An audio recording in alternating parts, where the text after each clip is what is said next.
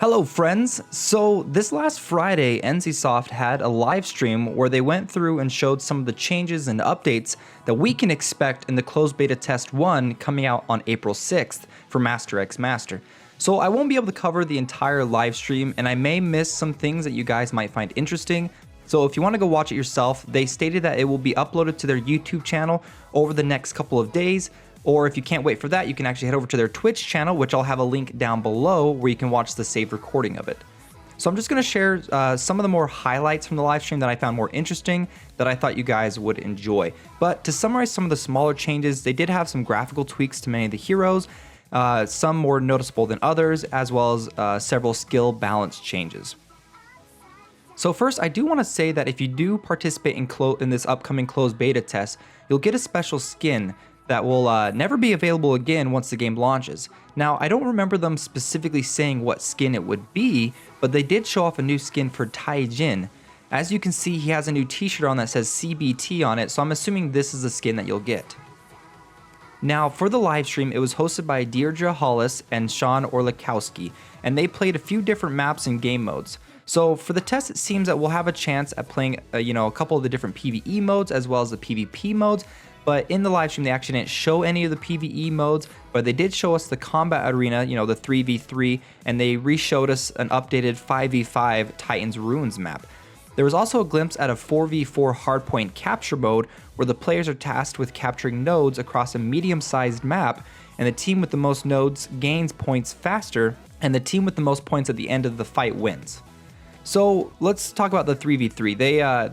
They told us that there's actually going to be several maps that you can play on for the 3v3. It seems like there's probably about, maybe around 3 to 4 of these maps that you can play on. I'm not entirely sure. I'm just kind of, making a guess. And they said on each one of these maps, there's actually going to be their own, they're going to have their own environmental challenges, such as teleporters, brush, and moving walls.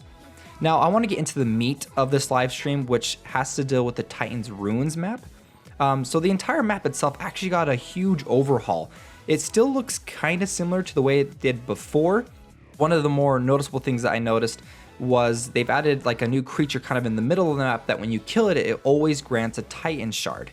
But here's kind of like a side-by-side comparison of the mini-maps from the previous alpha and the upcoming beta to give you guys an idea of those changes.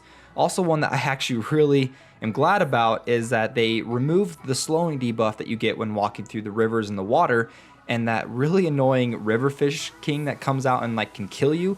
It's not as dangerous and as annoying as it was before, and it also doesn't drop a Titan shard anymore.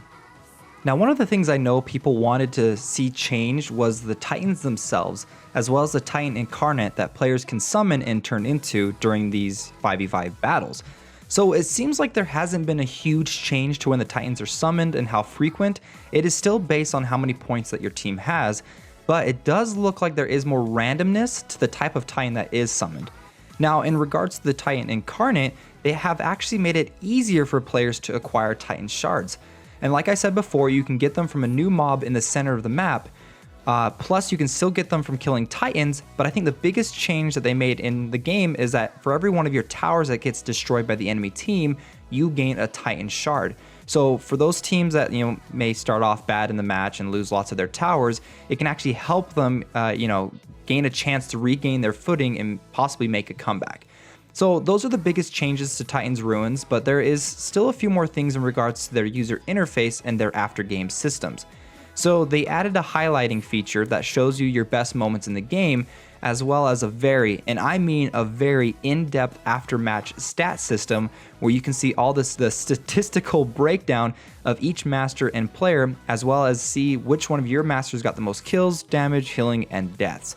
And lastly, they showed some changes to the lobby interface, making it cleaner, but to be honest, it looks quite bigger than it was before. Well guys, I hope you enjoyed this video. If you did, hit that like button, comment down below if you're excited for Master X Master to come out, and subscribe for more online gaming videos. Also, sorry about the voice, I'm kind of sick today, but I had to make this video for you guys. Okay guys, thanks so much, and I'll see you later.